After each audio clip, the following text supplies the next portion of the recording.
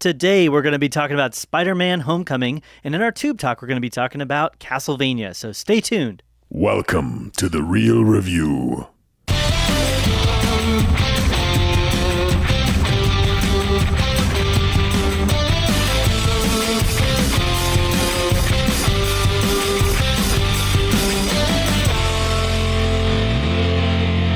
Welcome to The Real Review, sponsored by Parametric and Lazy Ape Studios, where you get some of the latest happenings, real thoughts, and perspectives in the world of film and television. I'm here with Matt, Kill Mode Engaged. Hey. Kill Mode Engaged. Yeah. You have to explain that to me momentarily. But everybody, I'm here with Joel, still working on that Conbod Cunningham. It's getting there, right? Yeah, totally. You've noticed. You're basically ripped. You haven't said anything because it's looking so awesome. I wanted to save it for this recording. I appreciate that. Yeah.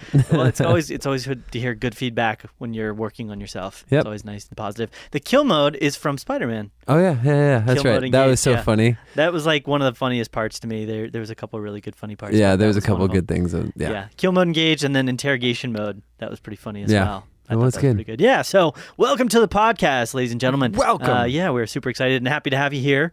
And Happy Hogan to have you here. Happy Hogan. What is? Happy Yeah, Hogan. yeah. Yep. See, now you're throwing a curveball for me. So with the podcast here, what we like to do is Matt and I have a bit of a differing perspectives on films and television, and Matt tends to have a bit more of a fan type perspective. To be more right. To be more, I don't know if right's the best word. Okay, for it. sorry. Yeah, but definitely more of like a fan perspective of things, and I tend to be a bit more of a critic's edge and critical of breaking down different projects and films and television, and so we combine those to give you what we believe is a real perspective. Yeah. Right, Matt? I agree with that. Yes. So why don't you give the listeners some ways to get connected here at the get-go? Yeah, y'all, you can get connected with us at facebook.com/Real Review Media, also Instagram and Twitter at Real Review Media. You can also find us on our website, realreviewmedia.com, and reach out to us at our email, realreviewmedia@gmail.com. Again, that's real spelled REEL, as in movie reel, fishing reel, however you see fit to remember that. And that's what you can do. We always got stuff posted up on there. Again, send us questions. And actually right now, too, for television, what's some newer television that you've seen recently that you think that we should check out? Yeah, because there's not much out there right now. Yeah, I mean, we're getting ready to gear up for a couple things, but right now it's kind of like No Man's Land, Wasteland, Mad Max Fury Road, like kind of a thing. So I'm kind of eagerly watching Netflix and seeing what drops and like try it out, give it a shot. So yeah, exactly. Did you say Facebook, by the way? No, Facebook. It sounded like you said Facebook, like a razor, or like a pen, or like a razor. Yeah, the Bic makes razors, right? I don't know. I flat out don't know. I can do. For some reason, I feel like Bic makes razors. I got to figure that out. We'll figure it out later. Yeah, we'll figure it out later. So, with this review episode, like I mentioned, we're going to be reviewing Spider-Man: Homecoming, and we're going to divide this into two parts.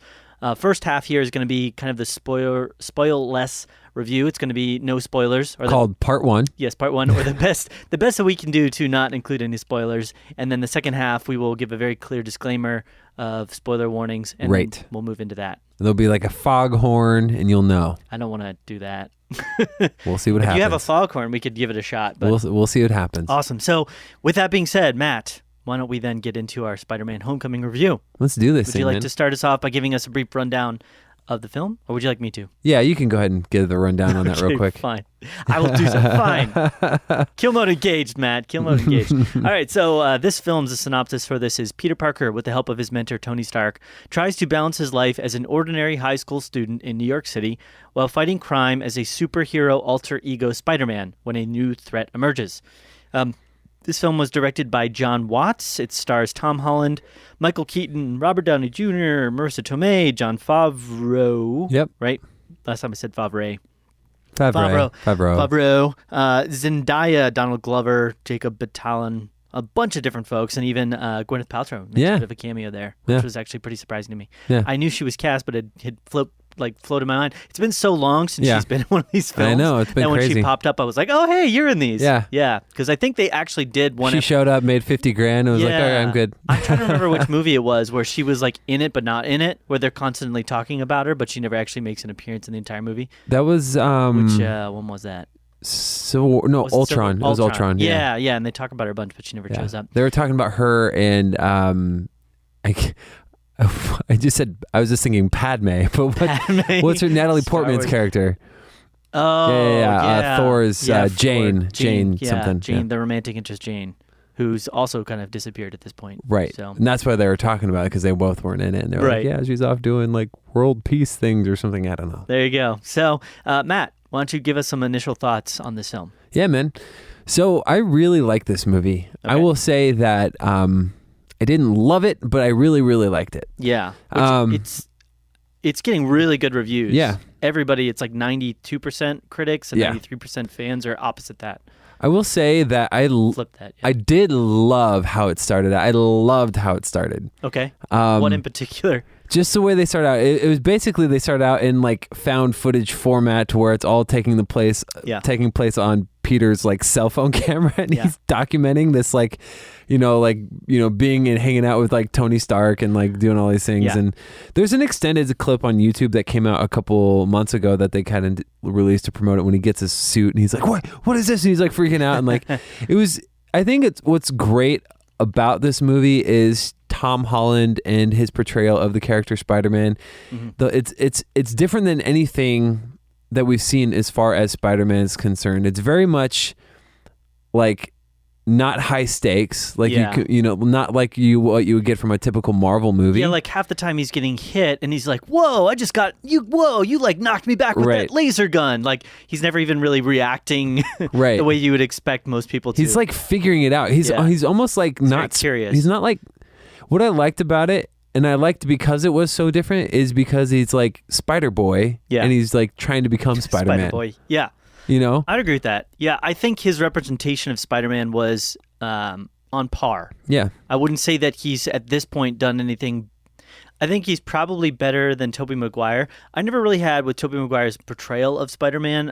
I'm not a big Tobey Maguire fan. It was that dance scene in the third one, huh? Yeah. I think that might actually spoil a lot of it, to be honest. But no, it was more just his demeanor was kind of this mopey Spider-Man at times, whereas I really liked Andrew Garfield's take on it, which was kind of this fun, at times larger than life, almost kinetic, almost like Shia LaBeouf at times. Not quite as crazy, not anywhere near, maybe like a shade of that. Just do it. Yeah, but he had like an energy and an enthusiasm for the role and an excitement, whereas Tobey Maguire was more like, in comparison, like kind of a mopey Spider-Man. Yeah. He was like, well, I'm Spider-Man, boy. Yeah. Everybody shouts. Tom Holland, I feel like, is like, he's got that innocence and the naivety of being a younger kid. He's definitely the youngest and iteration. discovering his powers. Yeah. And I thought he was pretty good. Yeah. I enjoyed it overall. Sorry to interrupt. No, you're fine. No, I really enjoyed that aspect of it a lot. It's something different. And the one thing I will say this is not spoiler heavy, but just don't go into this is not spoiler at all, but don't go into it thinking it's an action film like the others iterations where it's got action elements and it does have a few good action like scenes, but it's more of a like a high school comedy with action in it, you know? Yeah. And this is almost, I felt like more of a dramedy. Almost at times with action elements thrown in. So the one thing I really loved about it, again, going back to just Tom Holland's portrayal of Spider-Man, is I found him just really endearing in his innocence and his naivety towards things. Yeah. So, and like I was saying, with the humor, I wasn't like busting a gut laughing, but what I was doing the whole movie, I found myself just grinning. Like I was just grinning the whole movie. Okay. Like, and I was just found enjoyment in his character and his portrayal. There's a hilarious scene there. I thought it was really funny. I kind of saw it coming. It was telegraphed a little bit. He's locked in a room and you know, whatever. And he says something, and just that whole sequence of events up till that part, I was like, that's okay, that's funny. That makes a lot of sense. And there's a lot of little things like that. He's really just trying to figure out life. Like he's just as concerned with like stopping bad guys as he is with trying to like, you know, impress girls and be with the people, you know, in his high school. And his high school friends, they're nerds, Star Wars nerds. So I give him that credit as well. But I don't know. It was a grinning movie for me. Like I was just kind of like, oh, this is good. It makes me smile. The movie. So I should say now, as we're getting into the film, we're talking about good stuff here, and I don't want to get too into it. But I think I didn't like it as much as I was hoping. Mm-hmm. There was definitely a lot of good aspects to it, especially in regard to kind of I think, Spider-Man's portrayal Right. of his personality and things like that. But one of the things that really didn't land for me very often, which maybe this is a bit of a difference between the two of us, is the humor was very often, like, I think you even kind of said, though, it was very telegraphed for me. Mm-hmm. And there was a lot of times where I was like, okay, that's what they're going to say, and they would say that. And, Yeah. oh, okay, that's what they're going to do, and then they would do that. And that got kind of old for me after a while, because after enough of that, you start to feel like it's really forced. Mm-hmm. They're like trying to make humor happen instead of it naturally coming out at these different moments. And I think there was definitely a couple moments where it was like, caught me off guard. Yeah. I was like a little bit like, that's kind of funny because Yeah. it caught me off guard. But at a certain point, I was also just like a little bit like, meh. When I did my review of Guardians 2, Yeah. one of the things I said was I thought it was really funny, but I felt like there were several times where I felt like they overplayed the humor. Yeah. I felt like that a little bit in this too. Like they were just trying to throw jokes at you, and it is just like, okay, Exactly. it's not working right now. You need to just let it happen organically, as opposed to just trying to throw funny lines at me all the time. Yeah. I think a good example was the character Flash. That was Yeah. that every time he saw Peter, he had to say, Yeah, you his know, joke or his whatever. joke. And I was like, after a certain amount of time, I'm like, okay, it was kind of funny the first time because it was unexpected. Mm-hmm. But now this is like the 15th time. Right. It's like, can't you come up with like a new nickname? Can't you come up with like a more clever way for Flash to insult him? And it's like, yeah, the character's supposed to be an idiot, but even still, the humor didn't come across after a certain point. That's just one example. I didn't Yeah. find. I don't want to go too far into the negatives because we're getting there now, but I didn't find Ned's character, so he's kind of like sidekick character. Yeah. I think I laughed maybe one time Yeah. at any. I felt like all of his reactions, he was kind of there to bounce things off of, like Right, this crazy right. situation. Every single one of his reactions was very obvious. Yeah. It was very much like, okay, well, now he's going to freak out because he shot the web slinger. Now Yeah, he's going to yeah. freak out because Peter's there. Now he's going to freak out because, he got saved. Everything that was happening, I was like, okay, that's very obvious. That's very obvious. The moments that I laughed the most were probably the individual like moments with Spider-Man. Yeah. Like Tom Holland just kind of reacting to things and reacting off things. I felt like all those were cleverish Yeah. at times and kind of fun. And I think as well, the playfulness between him. One thing that got a little bit old was the play between him and Happy Yeah. and Tony Stark's character. It's like after a certain point, you kind of realize that he's becoming this nuisance to them. Right. You don't have to keep playing that card that, look, he's this nuisance to both of them. Yeah. There was still some interactions, though, that happened at times, I think, with like him and Tony Stark that I did laugh at Yeah. and I did think were funny. So it wasn't a complete failure and a train wreck when it came to the humor, but it wasn't as endearing and as fun and as enjoyable as I would say some of the other Marvel films have been, like Guardians of the Galaxy, Yeah. for example, or even like the first Avengers. Yeah. I did like it more than I was going into anticipating, but I didn't love it like I wanted to as Yeah. well. But I did find myself enjoying it, a little bit more than, kind of like what we talked about last week, how our anticipation level was kind of like medium for this Yeah. movie for some reason. Yeah. And I did know exactly how the story played out because of the trailers. It did lay it out basically beat by beat, the ramifications of, Tony Stark taking a suit away and how that played into the part in the trailer where he doesn't have a suit. And it's that part was like, okay, they gave way too much of that stuff away. I will say this, Michael Keaton, I love Michael Keaton.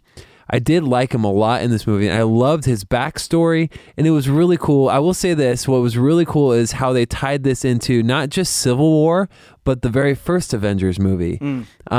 Basically, that's kind of where... Kinda picks up right at the Right. get-go And I was like, that is cool. I like that. Yeah. I guess technically that's how the movie really started out, before the little found footage part. But Yeah. that part I did really enjoy. You kind of get a sense of, why Michael Keaton is the way that he is. See, I didn't think that they went far enough with that. Okay. I felt like Michael Keaton's persona in that situation was very, a little bit rough around the edges, kind of does what he needs, like blue collar type persona, but not to the extent where he was literally willing to like start selling weapons to what would basically be hurt people and kill people. Right. So my interpretation was there was an 8-year gap where he eventually got there. Right, but that's poor. That's very bad to me in a way because I don't know that progression. I don't understand that progression. Right. I've never seen it. So I'm just sort of just supposed to take it for granted that Or somewhere just take along it the for way. as it is that something happened. along Yeah, the way and where- it didn't make sense to me either that these guys who are basically blue collar workers, I mean, they kind of hinted at it, but are able to figure out this like super advanced alien technology that like barely even Tony Stark has been able to at times fully take advantage of and figure out how to implement as best as they Yeah. can. And they're doing things with it that nobody else has ever done. Yeah. None of these people even went, in my opinion, probably to college, Right. and figured out like they don't have engineering degrees, they don't have like particle physics degrees or anything like that, and like these guys are figuring out how to figure out velocity, and I don't know. I just that was very disconnected. to me. Science, man. It would have made more sense if he had like hired a guy and brought a guy in that was like super intelligent and knew this stuff, and they didn't know any of the tech, and maybe that was kind of like a contentious point Yeah. between them. But it was just one of the guys that worked for him that just kind of happened to really like tech stuff. It was the same thing with Ned and being Right. like a computer hacker. I didn't understand like where are you? And that's the constant feeling I got with a lot of these elements. And this is like one of the negatives. I'm going to talk about some of the positives again real quick because I'm just bashing on a lot, but. I really felt like with this story, it wouldn't have worked without the support of the Marvel Universe as a whole, and especially without the support of the prior existing Right. knowledge base of Spider-Man. Yeah. And on some aspects of that, I'm like, okay, like I didn't necessarily need to get like a whole nother Origin story. origin Yeah. story for Spider-Man and figuring out how he's getting there. But they didn't even they barely even mentioned once any aspect of Spider-Man being impacted by the loss of his Uncle Ben, Right. Which is a huge, in the comic book lore, and even as just like a motivator for a character in general, the loss of a loved one can be a hugely impacting and motivational thing. But Right. they barely even touched on it, and it's not even like it wasn't even like his feelings about it. It was more like how it's impacted Aunt May, Yeah. someone that's connected to him, and I felt like that was a loss. I felt like that was a really like oversimplification of his character because that could have given him motivation, which it has in prior films. Right. It's shown him as being somebody that will go to these extreme lengths because of the impact of the loss Right. of Uncle Ben and what he taught him and what he instilled in him. And so it was very flat in that regard, and I didn't really feel like I was getting. Like, if I didn't know this Spider-Man character from anything else, I would have just been like, why is he doing this and why is that? Why does he have these web launchers? How is he able to climb walls? Like I said, I didn't need the whole origin story. We've but seen that already. Yeah, I know, but I couple needed times, so, yeah. I needed some motivational cues because this is a brand new Spider-Man on a brand new adventure, brand new, obviously, like, and that was another thing I wasn't super excited about. I mean, they remade all the characters, some of them with the same names as other characters, but with like a completely different style and feel and tone. And I'm not even talking about the whole diversity Right. thing. Like even Mary Jane. Well, I don't want to go too far into talking about that because that's kind of spoiler territory. But I will just say like the best example I can say, and we talked about this during the Coming Soon, is Aunt May. And the fact that everybody just called her May. It's like Yeah. May. And she's like this attractive girl that like everybody's hitting on, and she's flirting and she's cursing and she's, doing, and I was like, I don't, who are you? You might as well just be like Aunt Suzette. Like, you're not Aunt May. And why are you using the name? And that's kind of insulting to me. So this. The reason it's insulting, and I'll end, and we can move on to the good stuff. Wow, I this got really bothered you, yeah. The reason I got upset is because you're relying on a pre-existing knowledge of another comic book series, of another series of films to connect me with this character, but then you're giving me nothing that is similar to a prior form of that character to connect with. So it's like you're it's like you're trying to have your cake and eat it too. You're trying to say, look, it's Aunt May, but nope, it's not Aunt May. It's like, I don't get that. I don't get why that's fun and exciting Right. and interesting to people or to them to do. I'm like, create a new aunt. Like I said, create an Aunt Suzette, and I'm fine with you making her this girl that Spider-Man is or his aunt, Tony Stark is hitting on. Yeah. So good things. Or did you have a question? No, I was going to say I didn't mind any of that stuff actually. Yeah. All the stuff that was really bothering you, I thought I should also forewarn people. I probably have I'm probably going to get some flack for like how negatively I kind of view the film. no, it's okay. So Yeah. I saw it as like, we didn't need to see. I really did not feel like we needed to see an origin story again. We just Right. saw that with. Tobey Maguire, we just saw with Andrew Garfield. There's a lot of implied stuff that Right. happens that we didn't get to see. Yeah, there's some of that background, but I feel like I even carried some of that emotional weight. I know that Uncle Ben died, Right. like that kind of a thing. I don't need to see that A again. great example of it though is like Thor. Right? Right. The very beginning of the film, you see he's kind of like this haphazard, like he just kind of runs around, does whatever he wants. He's Kind of a jerk. jerk. And then the results of that is that he's thrown out. He has his powers that are taken away. And so you see the repercussions of his attitude and the things that have happened in, a buildup that's Yeah. built to a certain point. Where Spider-Man, we're kind of just like, here's Spider-Man, and he's Yeah. kind of just like doing his thing, and it's very flat. Right. Because I'm like, there's no arc there. There's no like build up from a prior. It's like so just that was the feeling that I had. I was like, give me a little like what has Right. happened in the past has an impact, and the only way I can say that that's done in the script is because of the events with the Avengers, Yeah. and Tony Stark, Yeah. and that's such a minor thing though, Right. I mean, he looked like such a wuss because he's like, I just want to make Tony happy, Yeah, yeah, you know, yeah. and happy, you know. I mean, he's 15, so that's kind of know. the thing in there. I was like, he's. That's why I thought it was so different. I I really know, thought but- it was unique, and I liked it. But that's my point. Like, do you need a 15-year-old Spider-Man? I'd rather not. In that sense, if you're going to do it this way, I'd rather not have a 15-year-old Spider-Man. I understand why they did it, Yeah. because they're trying to bring him in at a young age. Hey, you and- know what would be a really good idea if you want to feel better about this? Is just that? go back and watch the other Spider-Man movies. I really like the first two Spider-Man movies. I like Spider-Man 1 and 2. I didn't. Yeah. Spider-Man 3 was horrible, but that was a lot of that was studio, and I think Yeah. it just they tried to put that together way too quick. And I think 1 and 2, I really liked the characters. I just didn't like the stories. I thought Amazing Spider-Man was okay. Yeah. Anyway, so back to Homecoming. I mean, what were some of the more of the goods that you? The goods, okay. Special effects, rock solid. I felt like everything felt very real and very tangible, connectable, and relatable. I didn't feel like anything took me out of the movie as far as the VFX goes. I will say that there was some shots that felt a little bit disjointed with the editing, but overall, I think the editing was decent. I think they played it. There were some shots that would like jump right, like it felt like I needed like a frame or two more Right. of either an action closing off or starting up.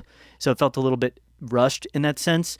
The music I really liked. I think even in the very beginning, you can hear that it's kind of like a play off of the original Spider-Man theme. I don't know if a lot of people caught that or anything, but it Yeah. was like a little bit of a play off the original Spider-Man theme, which was kind of cool to me. Right. I thought that was good. I thought, as far as acting goes, Tom Holland did a great job in the role, and I thought most of the people did a decent job. Other than that, though, that's kind of, I mean, the biggest things. I really liked Spider-Man. I was cool to see him on screen again and see him doing these adventures. I liked that they didn't go too heavy into like mopey territory, Yeah. which like they did with a lot of the prior versions of like this kind of like, but that's part of the reason that I like Spider-Man. I feel like out of a lot of the Marvel characters, he is in a way the most relatable. Yeah. Because he was just a normal guy Yeah. that had this crazy set of circumstances kind of thrust on him. Whereas, a lot of the other Marvel kids, like Thor, Hulk, like, Yeah. like I have no relatability to any of those guys. And you could say maybe Tony Stark is. You but sure? he's this, Are you like, sure you don't have any larger-than-life character. relatability to like Thor? Yeah, Your- well, with my con bod. Yeah, Combot, I'm exactly. getting closer and closer to relating to him. I know, it's crazy. Yeah. So those are some good things. Did you have any positives outside of what I had mentioned?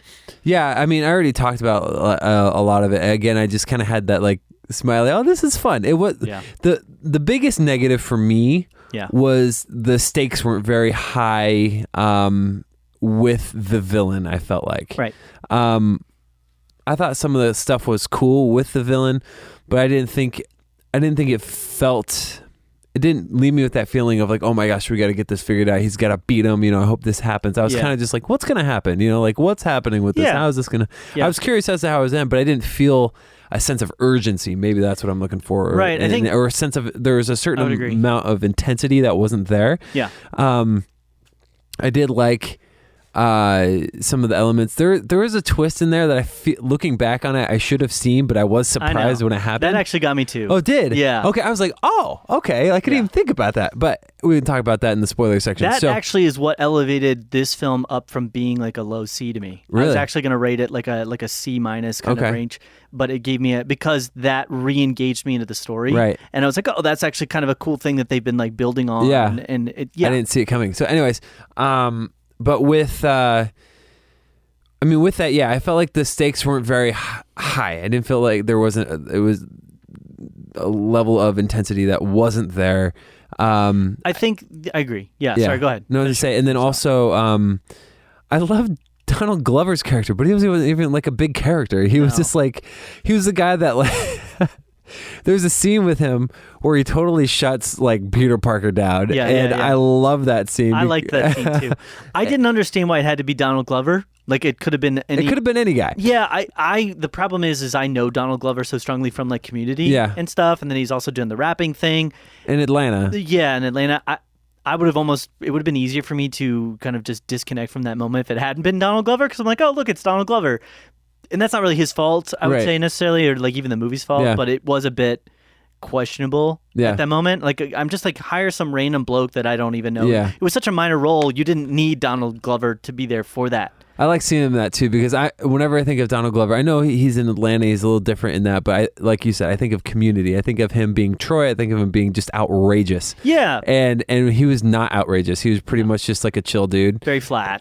But like But, just like, told, sarcastic yeah, and- it was, yeah. and it was great. Like his interaction with Peter was fantastic. But yeah, for me, that was the biggest negative, was just the lack of intensity, sense of urgency. I don't felt like was there. Yeah. Even at the end, I was like, It's funny because I was fine with that. really. Yeah, I definitely agree that the stakes weren't as big. Yeah. I was fine with the stakes not being as big because they're trying to make it more about connecting with like the Well, Spider-Man okay, so character. let me clarify, because I agree. I like that the stakes in the movie as a whole weren't huge. It wasn't a world-changing, like a world-ending event that he had to save, everybody from. Right. Right. It was something small. I did like the small scale of that. What I'm saying is more of in the action sequences, I didn't feel like it was very intense. Yeah. I don't know if that was in the directorial style or if that was just because of the way it was filmed and edited. I can't really put my finger on it, but I felt like the action was just kind of like, okay, he dodged it. Okay, cool, punched him. Yeah. Okay, there was something about, to me, the high school setting as well that made it feel like with the first iterations of the films, I felt like people could die and would die. Yeah. And there was high stakes. But because this was taking place really in a high schoolish setting, and maybe it's just the way Marvel treats this kind of stuff, I never really felt like there was a semblance of anybody actually like dying. You know what I Yeah. mean? And because of that, and obviously, there is some death in the film, and Yeah. but those are minor characters that I'm trying not to spoil anything Right, here. right. But that didn't give me any realistic stakes, because it more just felt like, is Spider-Man going to be able to prove himself to a person? Right. Which that can take on a lot of depth when you have a proper backstory, when you know why that motivation is there and what they're trying to accomplish. But instead, it just ended up feeling like this young kid who's trying to prove himself Yeah. to somebody else. And so there just wasn't stakes in that for me. I never felt, like I said, that it was going to result in anybody dying or any really bad sadness or mourning. It's more just is he going to be able to prove himself or not? And Right. it wasn't even his powers were going to go away if he didn't prove himself. It was Yeah. more just well, then he's just not going to be able to hang out with the cool kids. Yeah. So Yeah. to me, it's okay, I gotcha, I guess. Okay. So with that, do you want to move into the spoiler territory? Yeah, and let's do this. give our final review. Let's give our review now. Yep. Yeah, actually, so I'm curious for you. I want you to go first. I gave this movie a 79, Okay. C+. Okay. So I'm going 88. 88. Yeah. Yeah. A whole letter grade higher, basically. Yeah. So we're gonna duke it out, folks. I Yeah. guess a little bit, somewhat in the next section. So if you are not wanting to have anything spoiled for you when it comes to Spider-Man, then go ahead and turn the podcast off Spoiler now. warning. Yeah. Although we do have the Tube Talk coming up in a bit, so maybe jump forward by a good 10 minutes or so, and Yeah. we'll be into the Tube Talk. So 5, 4, 3, 2, 1. Spoilers. Spoilers, and Spider-Man dies. Yes. No, I'm kidding. That's always our thing now. Yeah, it's always our thing. Yeah. So on a spoiler level, there's some aspects that we kind of shied away from. So, okay, first of all, because you Yeah. mentioned something, it seems like you are, if it's not as true to the comics as you want it to be, you're just not going to like it. No, I will say, With Aunt May and the Mary Jane thing. yeah. So the Mary Jane thing, I'll get into both of those. So I'll approach it the way that you presented it. Aunt May, I was really just ticked off because there was no, and this is how it was with a lot of the elements of the story. There was no reason to change things beyond the fact that they just feel like, well, we want to try something new or different. Right. There wasn't I don't know anybody out there that was like, well, I'm really tired of this Aunt May character. She's just really bland to me. So we should really change her. Nobody's getting ticked off at Aunt May being who she was in the original story. And so they're like, we're just going to change things. And I'm not somebody that's given to being absolutely negative with change, good or bad. Right. But there has to be a reason for that. And there was no real reason in the story for why she had to be an attractive, hot Aunt May. It didn't add anything to the story. If anything, it took stuff away because it made her relationship with Peter feel strange and feel strained to me. Feel a little bit different. It felt more like a I don't know. I don't know. Just it felt like a different thing, a different beast to me, and I haven't really defined that yet, so I don't want to go into too much detail there. But I would say the same thing with MJ, and this is just. Again, this has nothing to do with the whole like diversification and trying to create like casts. Well, her name's not even Mary Jane. But that's the point, and I've read into this and kind of why they did that because at the end of the film, and I knew that she had something. I knew that there was some aspect to her character because she kept popping up. I liked her quirkiness, by the way. I didn't. I thought she was really annoying, to be honest. I was like, she seemed like she would be a like a what do you call that? Like a person that wears like the heavy makeup and like the dark shadow and like the leather and like she seemed like a modern day version of that. Hot Topic? Yeah, like a Hot Topic shopper. Like she seemed like she's that, but like set in her modern era. And I'm like, I don't really care about the fact that you enjoy these people suffering around you, that you like to give snide, sarcastic comments to the people. That wasn't like as a I didn't see it as that way either. I saw it as her like that's how she's trying to like hang around Peter. That's literally what I saw. But she does that with everybody and in every situation. Like even the example, like when she's interacting with the guy, when she's in the when the what do they call it? When you get the after school detention, yeah. And the guy's like, "Why are you even here?" And she's like, "Oh, I like to just draw people that are in like the midst of suffering." And she like shows his photo. Like she approaches that about everything, and that's not funny to me. Like I didn't find that like endearing or humorous. I'm sorry, maybe if your personality is more like that, you do find that endearing or funny. But then they go with this whole twist of like, no, she's actually MJ, but she's not like. And then I read into this, like I said, she's not. Like they're saying that she's a reinterpretation of Mary Jane Watson, and I'm like, why not just make her a completely disassociated, disconnected character? Why do you have to play off of this concept and idea of another character that I already know that I really liked from the pre-existing series? That's why she's not Mary Jane, though. But that's what they're saying. She's MJ. So they're trying. Her name is Michelle, Joel. Again, they're trying to have their cake and eat it too. They like cake. I like cake. I like cake. Everybody likes cake. If I had cake, I would want to eat it as well. Yeah, it's a saying. It's a saying, Matt. I know. I understand. So the whole premise of those aspects of like, let's just change things to be different. It can work for me. I don't have a problem with it in and of itself, but there has to be motivation and understandability to like why that change is being made in the story. If it's going to be something that is, and we're going to talk about this later when we talk about Castlevania and stuff. It's like, I don't feel like just by adding like different elements to a character and trying to like update them and make them a bit more modern in a sense, by like completely changing around their personality in any way, like reconnects me to the character. Right. Maybe that reconnects people that weren't, or maybe that connects people that weren't already interested in the character. But I would much, much, much rather people just present a new character in its entirety than me having to like undergo some like rethink in my brain of like who that character is supposed to be, you know? Sure. And again, this has nothing to do with the diversity quotient. See, I was just like, I don't know, maybe I just went into it just super open, just willing to accept anything. Like I wasn't like expecting any characters to be. If she really added something to the story by being that way, then I would have been like, okay, well maybe I can get behind this new interpretation of Mary Jane. But as it was, she was there to just kind of add like a bit of weird humor at times, which didn't really hit for me. And then it really didn't, you could have completely taken her out of the script and it wouldn't have changed anything. Right. Nothing about it would have changed at all for me. So they already got two sequels planned. Yeah. And I'm sure she'll be a much bigger part. I mean, they wouldn't have introduced her the way that they did if she wasn't going to be a big part of the Spider-Man universe going forward. I'm not necessarily excited to see what they do with her going forward because now I'm just kind of like, well, it feels like going forward they're going to be doing everything they can to like take what you already know about the series and try and change it into something entirely different. Right. Like I'm almost fearful what they're going to try and do with the Hobgoblin. You know what I mean? Mm-hmm. Or like the Green Goblin or something like that. It's hey, remember Nacho? Nacho was in this thing. Yeah, he was in this thing. I was like, very briefly. Hey, Nacho. Yeah, I was like, hey, he's so Better good. Call Saul. But, yeah. So I also think there was no and one of the things that ticked me off about the end of the movie in particular is the whole reveal of Spider-Man being Aunt May knowing who Spider-Man was. Right.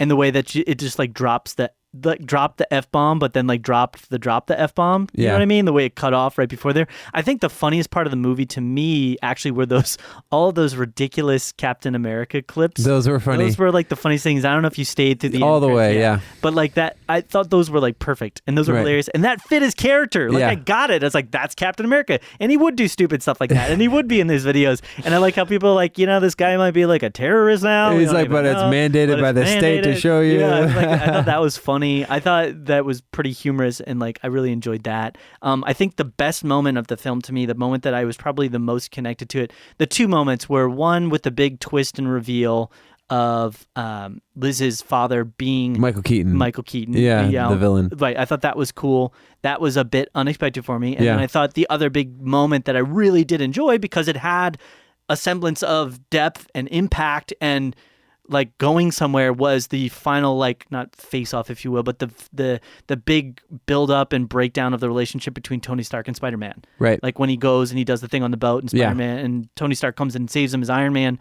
I thought that the relationship dynamics there and the tension and the back and forth thing felt like something. There was like stakes there that were, the relationship was being broken. Right. And that felt like something to me. And that was like my favorite kind of the whole movie. But there wasn't even one, like 6 months from now, I'm not going to remember back to like a big action set piece and be like, oh, that was really cool. That action thing happened, No, it's not. And that's kind of the intensity of the action thing that I felt like I was underwhelmed with. Yeah. The parts I really like, and I mentioned this earlier, the part at the very beginning with Michael Keaton and like that took place right after the first Avengers film. You see that like that giant alien monster ship thing that's like laying on the ground. I'm like, that's cool. Yeah, it was cool. I thought that was cool. And then you see the little video of him, like all the events that happen where Spider-Man shows up in Captain America Civil War. Yeah. And he's like behind, oh, look, there they are right there. It's some other new guy. I don't know who that is. But then you see him, like, you hear Tony say under Ruse, and he goes, oh, gotta go. And then he jumps over and goes. Yeah. I was like, oh, that's kind of cool. I like those little connections. Yeah. Like a good example of me where it like never even hit what the heights of where it could have or should have in my mind was the relationship that he had with Liz, right? Mm-hmm. So he's like attracted to this girl and she just likes him for reasons. She's just, because he's who he is, she likes him, which I mean in a way is maybe kind of high schoolish. Yeah. But I don't know about you, but there wasn't a lot of senior girls that would somehow be attracted to like a sophomore boy unless there was like a really good reason for it. Right. But she's attracted to him for reasons, and then he keeps basically ditching her. Like basically blowing her off. I don't know about you, but when I was in high school, if a senior girl had been attracted to me and I'd blown her off one time, like a girl, like she would be like, all right, whatever, I'm moving on. In my life. And so it didn't feel real and there were no stakes there. So I'm like, give me some tension. Instead he's like, she's constantly pursuing, and he's constantly just apologizing and there's no realistic narrative to be there for that whole, it felt very forced. Right. And that was kind of like the whole movie in a sense. Like even his relationship with Ned felt very forced. I didn't need a side character for Spider-Man to like bounce his concepts and ideas off. I mean, he didn't just have Ned. He had the little computer thing in his, I forget her name. The voice. He called it Karen. Yeah, Karen. And I thought Karen was the other thing that I laughed at a bit, but I actually ended up getting really upset and kind of ticked off at how it was like this Iron Man-esque feel with the suit. Right. I'm like, I don't need Spider-Man to have Iron Man powers where he can like shoot out like different types of webbing. And, but like you said, though, that was some of the funny stuff of the movie, like the kill mode, engage, and like the first time, but then they overplayed it. Like they kept going like, oh, the engage kill mode, and it's like, why do you keep trying to do that? Like that got old to me. With all the different modes and all the different like, oh, he doesn't know how to control his different powers. He's going to shoot out a web that goes in like 2 directions instead of 1, or like play that for a little bit, but don't like I felt like that got played over the course of like 30 minutes. Right. So it just got old to me and it got very bland. Oh, the part where I did like the part where he was, and like this is the part I said earlier where I felt like it was telegraphed, where he's trapped in the like warehouse or whatever for the cleanup group, danger or damage control. And and like they do this play thing. It made it kind of briefly feel like you see this montage of things and he's there like all night. Right. And he's like, how long have I been here? He's like 37 minutes. He's what? Yeah. And then he freaks out. He's got to try and figure that out. I did enjoy that. That was kind of funny to me, but at the same time, you were a hard one to please on this one. Yeah, made you angry. The problem is I expect more Marvel. I expect their. Well, this was it's a Marvel film, but it was kind of under the Sony banner too. That's the first thing that pops up. I could see this of a Sony ilk. You know what I mean? I could definitely see Sony doing this. And I think one of the reasons why maybe some of this didn't land quite so well is they had 6 different script writers, Yeah. screenplay writers for this. Well, a lot And of I feel like because of that, there's elements that didn't, like there was no like setup and payoff as like significantly throughout the film. Mm-hmm. There was a couple elements of setup and payoff at a couple different spots, but Yeah. for the most part, the setup would happen and then there would be like an initial payoff like a minute later. Yeah. You know, there wasn't really a long sense of like, you know, building character progression. Like it didn't feel like the entire movie, like things were getting worse and worse and worse for Spider-Man. It felt like, you know, good things would happen, then bad things would happen, and then good things would happen, bad things. And I don't know. So it just left me feeling a little underwhelmed. I will say this for everybody listening. When I was a kid, I used to imagine, oh, how cool it would be to have like Spider-Man, especially after the 2002 movie came out. Like yeah. I was like, that'd be so sweet. You could swing from buildings. But I lived in the suburbs of Chandler. Yeah. And I was like, oh, I don't really, I'd picture in my mind like this, like how cool would that be? I'm like, I wouldn't be able to do anything because I'd just be like That was a on my funny roof. scene. So there's a scene Yeah. where they actually depict Spider-Man trying to do his Spider-Man thing in the suburbs. I thought that was funny. Yeah. He like goes to shoot his web on something and there's nothing there. Yeah, I and thought he's that like, was really funny. and he's like, and so he just ends up running. You see him like running through sprinklers and Yeah, stuff. I thought you that know? was pretty huge. I didn't think the John Hughes thing was that funny. Like the play. Oh, off yeah, of, like, yeah, the Ferris Bueller's, yeah. I've seen that parodied so many times. you Right. know. I think that's the really thing is it didn't feel a lot of the humor didn't feel innovative. It felt like okay, we're very obviously going in this Right. trajectory with things. I But- didn't really connect with a lot of the side characters. Aunt May is some weird thing now. I don't know. I don't even. Oh, she's May. Sorry, Yeah. that was the other way. It was like they kept instead of referring to her to Aunt May, we're just gonna call her May now. Yeah. May. I'm like fully expecting in like the next Spider-Man movie for Aunt May to get superpowers. Like, I'm not even kidding you. Like they'll probably give her like some exoskeleton suit. You're and, like, being May you're being will be like, outrageous right now. No, I'm not being outrageous. I'm like if they've changed her character to this extent, No, Joel. why wouldn't they give her superpowers? You No, know what they I mean? won't. I'm just saying, man. Okay, I will say this though. They did address the thing that bothered me about the very first Spider-Man with Tobey Maguire, and that's the spider that bit him got away in the first Right. movie. And And this they one, say it. he's like, you got bit by a spider. He's like, yeah. He's like, what if I got bit? It's like, it wouldn't happen. Plus, the spider's dead anyway. Right, but again, to me, if I hadn't seen the prior films, then why would I care? Like, I wouldn't be like that. I mean, that It's like a 1 second thing. yeah, I though. know, but like that's how the whole film. If you build a film based upon primarily like referential treatment to prior existing things, then that doesn't build a cohesive, interesting type film for me. This has to film and it has to stick on the merits and of its own. And I'm like, I don't even feel like they need an origin story. I think a lot of the heroes, you don't necessarily need to know where their powers specific. You don't have to like see where their powers came from, but you have to know what the emotional stakes are that are building into this film.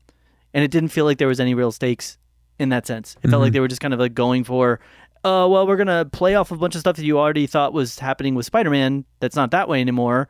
And kind of throw in some interesting aspects of like Tony Stark's character and different elements of the world. Like that was it. It felt really flat to me. Man, Joel, bashing on this so hard. This is in your top 10 for sure. Not of at the all. best of the year, right? Yeah, Yeah. absolutely.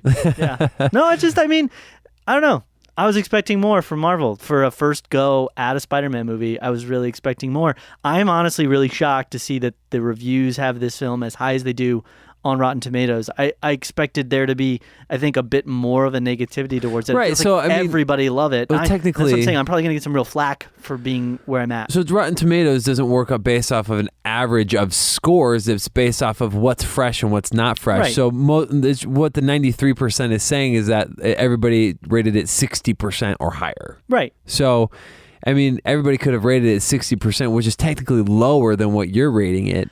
So it's... I get it. I'm just saying, like, I would have expected it to be. I would have expected a lot more of like the high end, really like auteur critic type people that Right. are out there to have a lot more issues with this film and to have rated it more commonly lower. You know, I gotcha.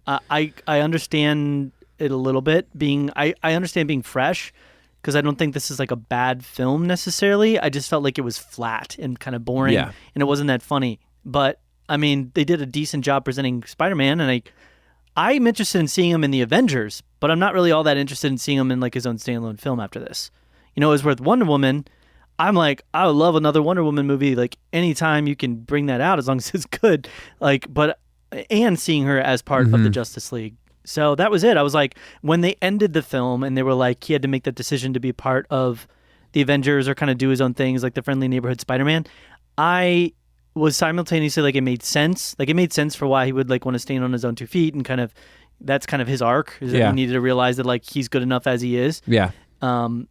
But I was also simultaneously disappointed because I was like, well, it would have been kind of cool to actually have you in the Avengers, because I feel like you've become more of a side character in your own film. Right. The characters in the film were more important around you almost than you were of yourself. Yeah. I see what you're saying. So, yep. Well, hey, it's all good. Spoilers. Awesome. So with that, we're going to wrap up our conversation here on Spider-Man Homecoming, and we're going to move now into our Tube Talk segment, where we're going to be talking about a television show that just released on Netflix called Castlevania. So stay tuned.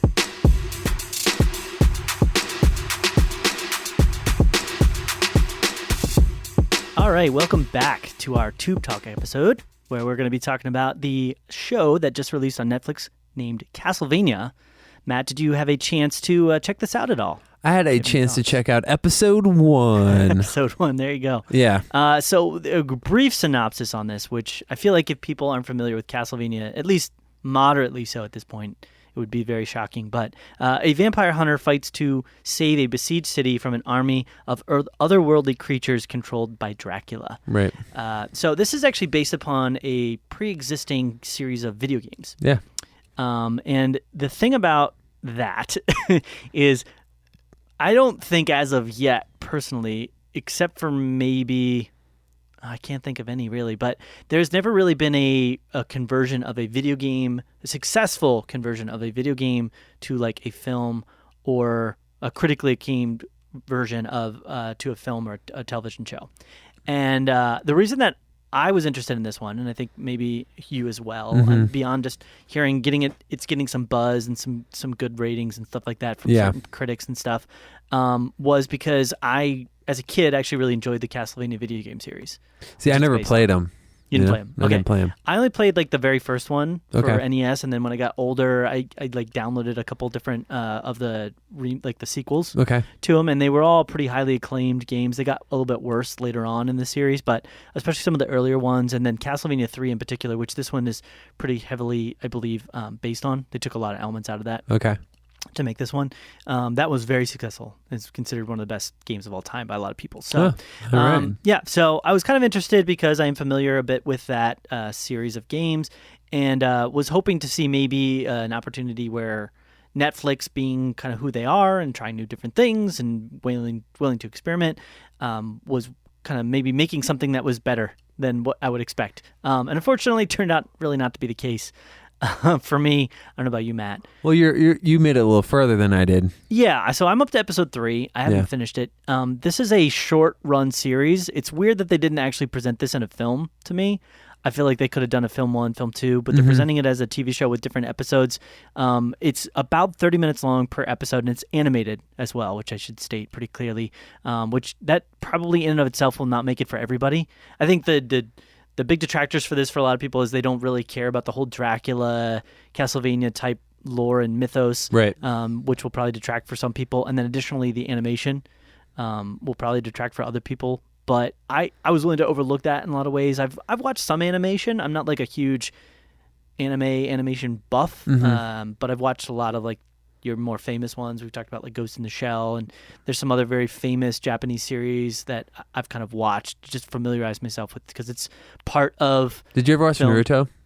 I watched a couple episodes just to I kind of did. see what the I like hype is. Naruto a lot. Is it Naruto or Naruto? I don't know. I call it Naruto. Whatever. I gotcha. Potato. No, I mean, when I was a kid, I watched Dragon that was Ball a Z. while ago. So When yeah. that was like one of the first cartoons I watched was Dragon Ball Z. I mean, as far as like what could cross over as like an adult form cartoon, I should say, because that was kiddish, but it was still adult in some aspects. So, with Castlevania, I didn't have super high hopes, but I was expecting maybe a bit more because it is getting some good critical reviews and some big critical support, and the voice acting for this.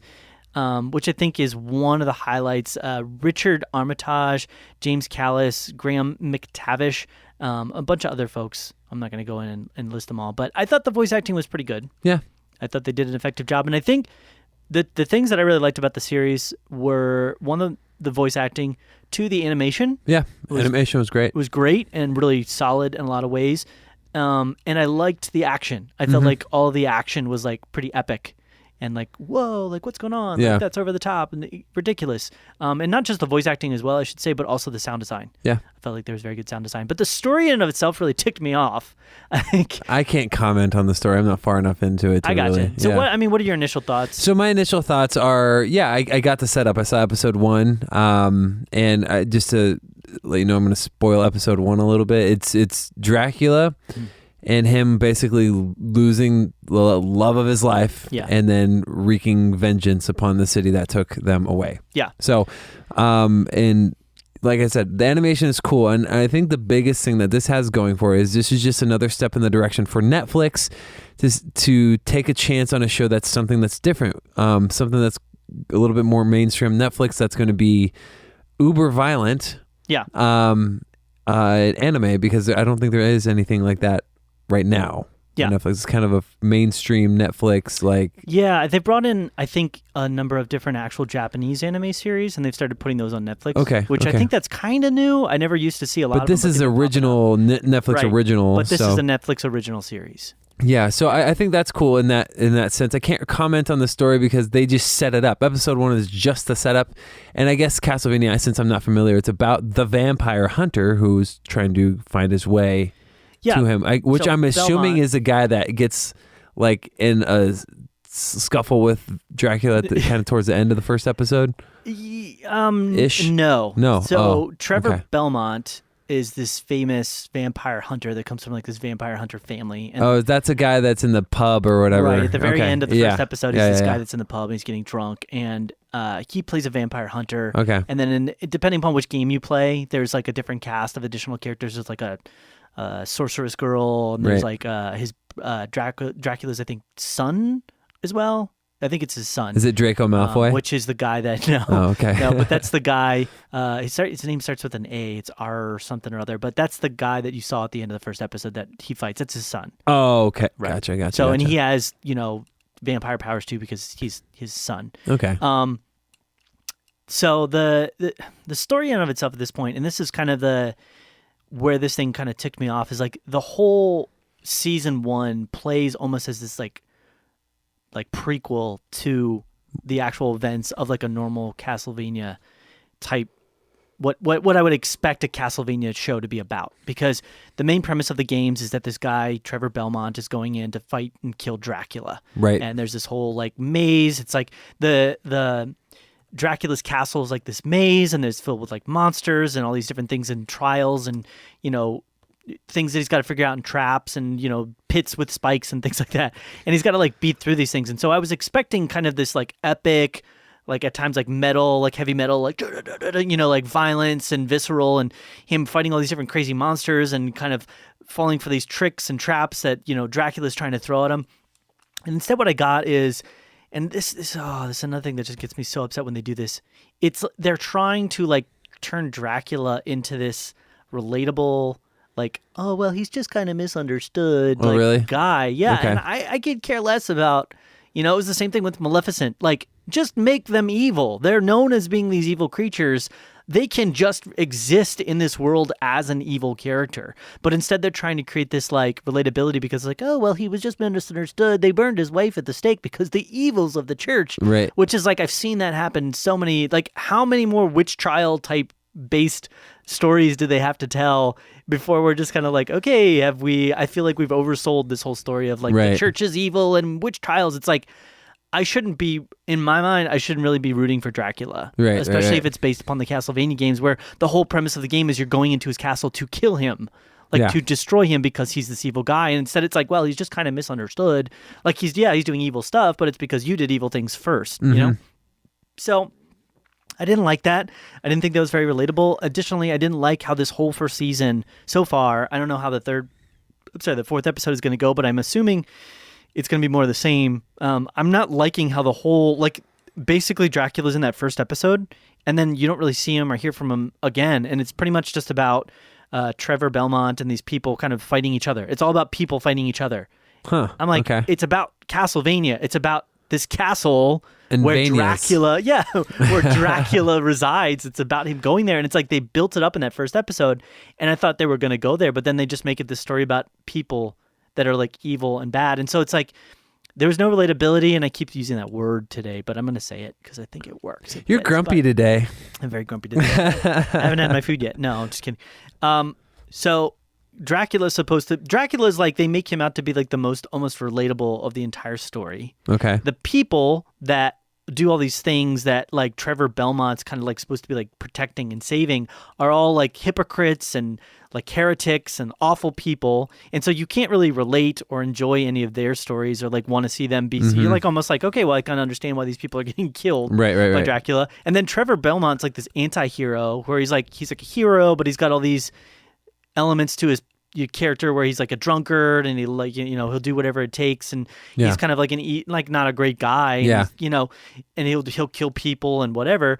And so there's like nobody, I'm not left with anybody in the story to really connect to. I'm like, if you had just given me Trevor Belmont as this character that I'm connecting to, and maybe he's like this OP, like overpowered, you know, primary protagonist, and he can have like a bit of a darker edge, and then just give me the opposite, the antagonist, which is Dracula, and then like he's going to kill Dracula, and then you can give me elements of why maybe Dracula has a little bit of like righteousness to himself as that's going on, but don't like make it this story about stuff that has nothing, at this point, it really has nothing to do with Dracula.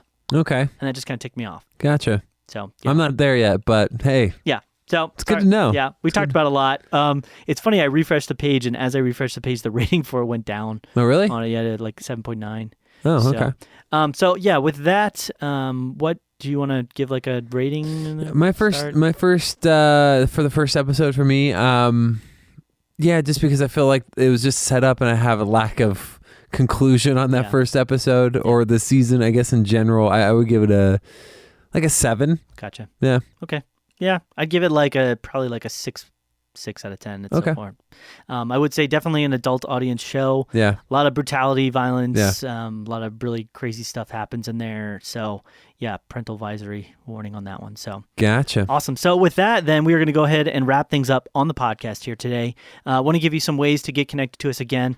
Here at the end, you can definitely check out our website, which is realreviewmedia.com. Get signed up for our newsletter. You can check us out on Facebook or Facebook, right? Yeah, exactly. Facebook, yeah. Facebook.com/realreviewmedia. Also our Twitter, our Instagram, which are both at Real Review Media. And yeah, as Matt said at the very beginning, we'd love to hear some different show ideas and something that maybe you'd like us to check out that we haven't had a chance to yet or had a chance to review. Maybe we've seen it, but we haven't had a chance to review it yet. So definitely send us an email. Let us know your thoughts. You can email us at realreviewmedia@gmail.com. Love to hear from you. Yeah. Awesome. So anything else, Matt? No, that's it. All right. Well, it's been real. It's been real.